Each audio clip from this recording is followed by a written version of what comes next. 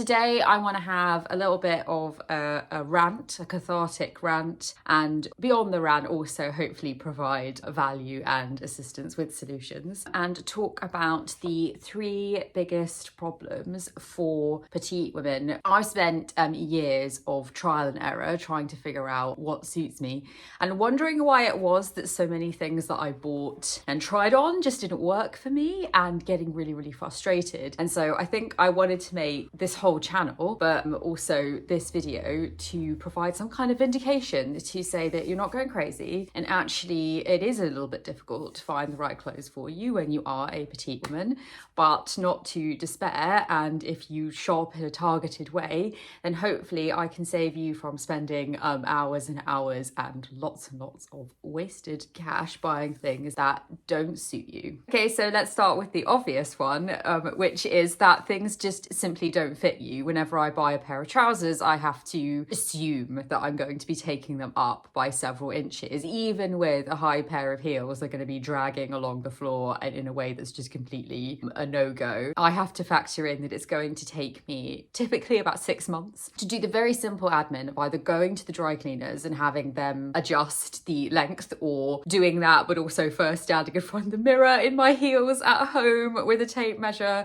trying to figure out how much needs to be taken off. But then it goes beyond just a simple needing to take up of the trousers. I'm sure that other people will resonate with this issue when you've gone into many cool shops or ordered many cool things online and they just swamp your frame. They're just far too big all over. And that's not to do with, I think, whether or not you're a skinny person. I think it's to do with the shape and the size of your frame. And you might say, quite fairly, and I completely empathise with this point of view, that boo-hoo, that's not a big problem and there are far worse problems to have, and a lot of people would like it if everything was too big for them. But it does become very frustrating when you time and time again purchase clothes. You get excited about a shop, you order something, you try it on at home. I've sent so many cranky messages to friends just being like, none of this stuff fits me, it's all too big, I can't wear it. Recent examples of this were I got it into my head that I really wanted a jumpsuit. I ordered a load of jumpsuits off Cezanne, which coincidentally isn't a brand that I recommend for petites, and I got the smallest size in about 3 jumpsuits, and not only were they too long, just the crotch was too low. And the amount of material on the top of the jumpsuit was just like, I could pull it like this. It was just like way too much material for like the length of my body. And then I also ordered some amazing clothes from this brand called Alana, which you might have seen advertised on Instagram. And it arrived, these beautiful, high quality, heavy linen clothes. Beautiful. This heavy navy blue linen skirt and top. And I thought, my God, this is fashionable. This is so fucking cool. And on me, I just couldn't carry that beautiful, heavy material. I couldn't make it work. And I just got annoyed. I got annoyed because I'd been so excited to try it on. Anyway, so I told you I would be ranting a bit, so that was a bit of a rant. In my opinion, being a petite woman shuts off some of the options to you in terms of the coolest, most fashionable looks. Derelict! The way that I see great fashion is that it involves big volumes of fabric, heavy, interesting textures, layering different pieces on top of each other, playing with different heights. And I think a lot of these styles, they play with the boundary between masculinity and femininity. There's something a little bit contradictory, a bit androgynous about the way that they look. And I'm sure that there will be much more fashionable petite women than me watching these videos who can prove me wrong. But I think that the more common experience will be that when you have a smaller frame, that when you try to do those looks, you simply don't have, whatever you want to call it, the infrastructure, the architecture to carry those shapes and those interesting styles on your body. The other thing, and I'm struggling to figure out exactly how to say this, is that I think a petite woman, your body, it's more traditionally feminine. And I think that it lends itself so much more to clothing which is more feminine. And traditionally, feminine shapes are far more hugging to the figure, tighter, at least at the waist, that kind of thing, and are less sort of interesting and dynamic and fashiony, because like I say, I think fashion relies a lot on playing with androgyny and playing with contradictions, etc, etc.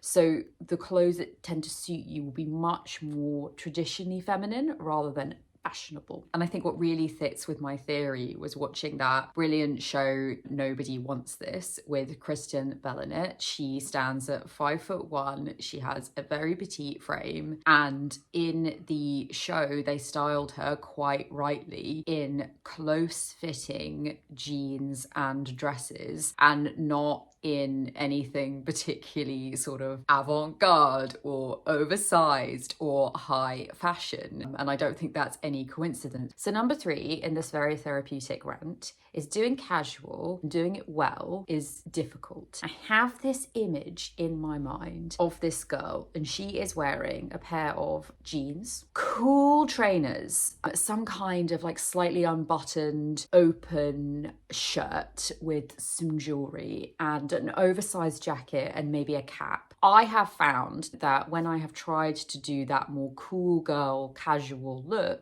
it often makes me look very, very childlike. And even if it doesn't, it just sort of looks okay. It looks okay on me. It's never going to be something where I feel really confident, really great in it. And I know I could look better in other things. And I think that's all tied up with the fact that because you always try over the years to dress for your figure, you probably also have not developed that kind of style. So you don't know how to do that style as well. And all these things lead into you having a wardrobe full of very tight-fitting, much more dressed up looking clothes, which are difficult to adapt to these casual occasions. I also feel that petite women in general tend to look more imposing, more elegant, more womanly, adult womanly in a pair of heels. And this is especially true if you're like me and you've got rather large feet. So let's talk about solutions now and be super positive, because there are great solutions to all of this. But I'm a strong believer in, when you are assessing your figure and you're assessing your style and what suits you, to give in and accept the things that don't work. You know, keep an open mind, etc. But it really helps you when you're shopping to just say, you know what, I've tried XYZ, it's not working for me, I know this works for me, and just lean into your strengths. So point number 1, I would say,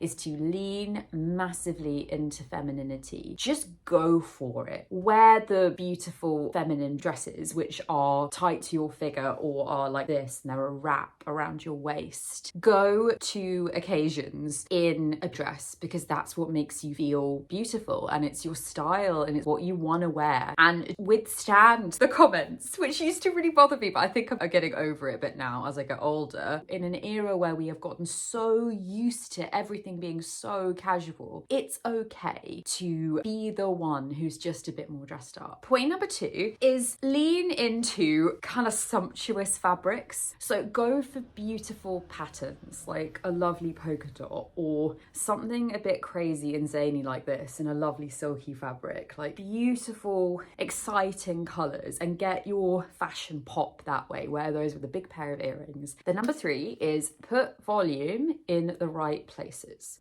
I've talked in this channel before about how much I love the Reformation Mason trousers because they have that lovely volume on the bottom. If you pair them with a relatively tight top and a pair of heels, you still look in proportion and feminine, but just with a little bit of masculinity and a slightly more interesting silhouette than you would get if you're wearing, for instance, a pair of cigarette trousers. I would then, instead of doing more volume on the top in terms of like one of those cool bomber boxy jackets, I would do volume by doing a long flowing coat that goes all the way to the ground over the top of a relatively slim fitting outfit.